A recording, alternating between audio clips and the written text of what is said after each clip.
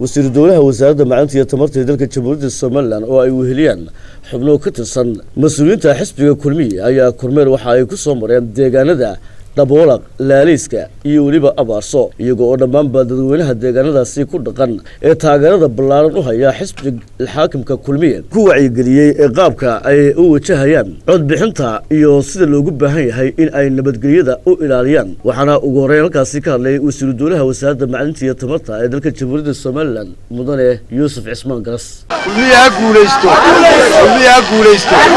Muuse iyo Cabdiraxmaan guuleystaan reer abaarso Soomaaliland dhanaa guuleysto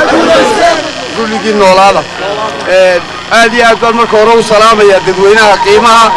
iyo sharafta leh ee maanta dhan halkan taagnaa waxa ay tan muujinaysaa inaynu diyaar u nahay inaynu codkeena siino Muuse iyo kulmiye Soomaaliya waxaynu dooranaynaa Muuse iyo Cabdiraxmaan yaana idinka khaldamin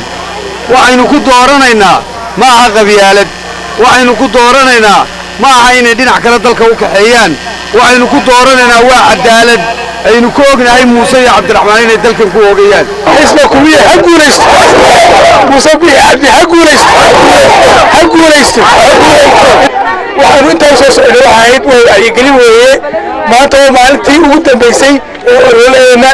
laba maalmood ka bacdi insha Allah hadduu Ilaahay na gaarsiiyo maalinta Isniintaana waa maalintii weyneyd ee rifoodka ku ridaynay ee wada sugay halka waraaqda waan idin siiyey waxaan u soconaa inaan idin fahansiino waraaqdaas waxa weeye saddex sawir weeye innagoo ka dhaxaynu leenahay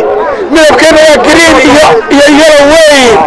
calaamadda hala waayina waa istallaabta iyo korka hakayn iyo hooskaaga dhicin waa dardaarankii ugu dambeeyey baynu maanta is odhanaynaa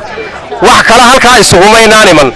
intii aanu soo wareegaynay ilaa Boorame ilaa Ceerigaabo wax kale uma naan socon waxaanu u soconay waa calaamadda waxa la wixii socod ahaa iyo wixii durbaan socday waxa loo socday calaamadda maalinta Isniinta ay bishu tahay 13 in halkaas ku dhufataan oo idaan xaggaana u dheereen